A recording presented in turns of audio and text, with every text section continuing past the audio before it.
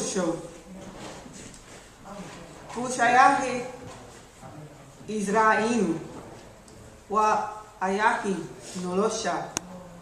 Wa Ngusha Ubakina. Wa Ayahi Nolosha.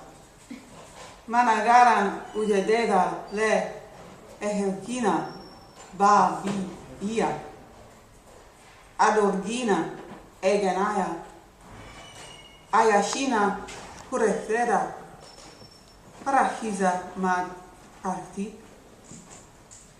O people, in your togetherness lies your future. In the victory of your offspring lies your prosperity. I cannot fathom the purpose of killing close relatives while your enemy watches your exquisite destruction. Can you see their delight? Islanimo ma laga gure. Awe ulamadi beshu. Mede taladi odeashu. Ma iada wa afeze. Mise mikalki ba udme. Wayo arag ma sadashe. Mise duraba ilade. Achun yachan ma falude. Wa yachan ma oran waye. Belo wala edeye. Abshirkuma su hoizo. Have you abandoned your religion? Where are the religious leaders? Where's the elders' advice? Perhaps that's caused the harm? Or has the power to listen been blocked? Did the wise predict this? Or are none of them left? Have the intellectuals given their analysis? Couldn't those with knowledge have said, atrocities bring trauma, never any goodness? Thank you.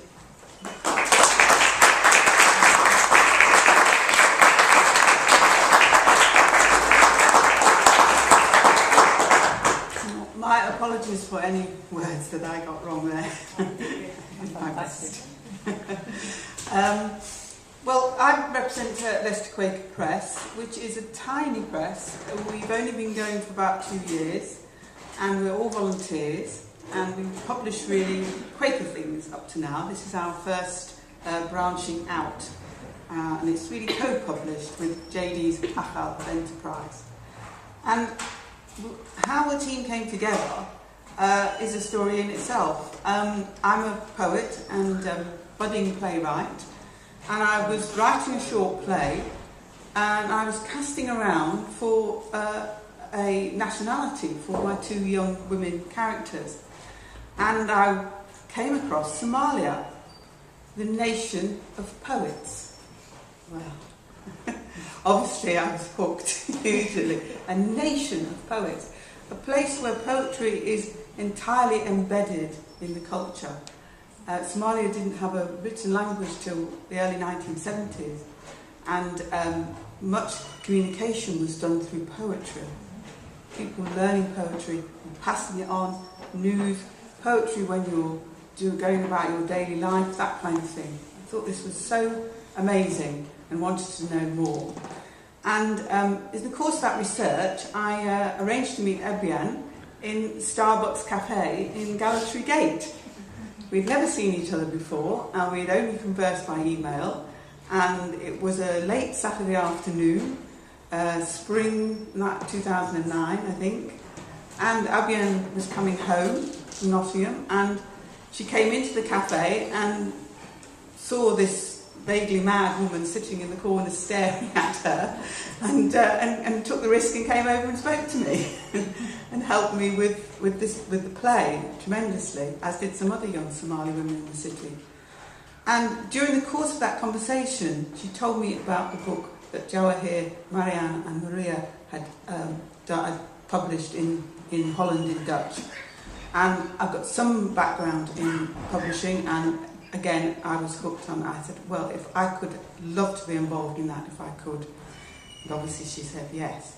And so I went to see my friend Karen Collar Jawa here says has been absolutely central to the publishing of this book, particularly the technical stuff. She runs Sounds Right Press, poetry press in Leicester, and we got together, and here is the product of that, after all that work.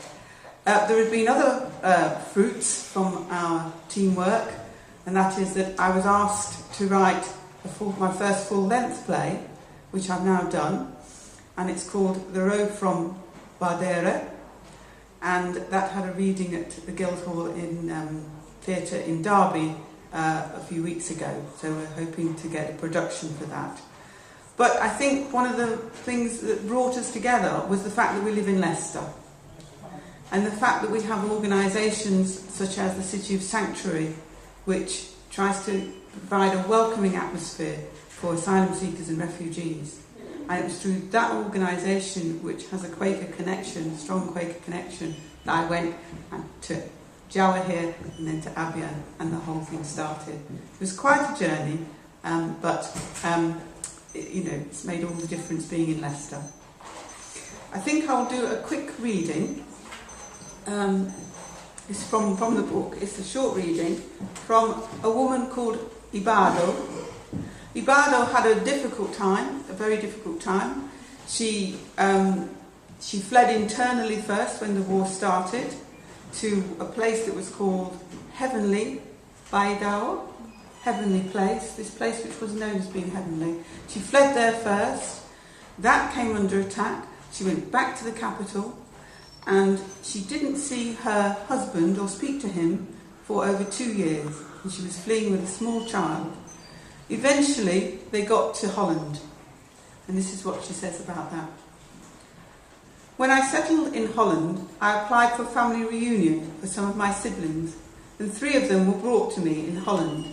This was in 1992. We were very welcomed in Holland. We stayed in a refugee camp for 7 months and started to learn the Dutch language. We all had to share one room in the refugee camp, and many other things were shared. This was a new experience to me. Places like bathrooms being shared and having to queue for food were experiences that I had to get used to. I felt like a real refugee and understood the meaning of being one for the first time. I felt embarrassed to queue for food. Sometimes I skipped meals because of this and bought bread from the shop instead. It was a real culture shock. Thank you.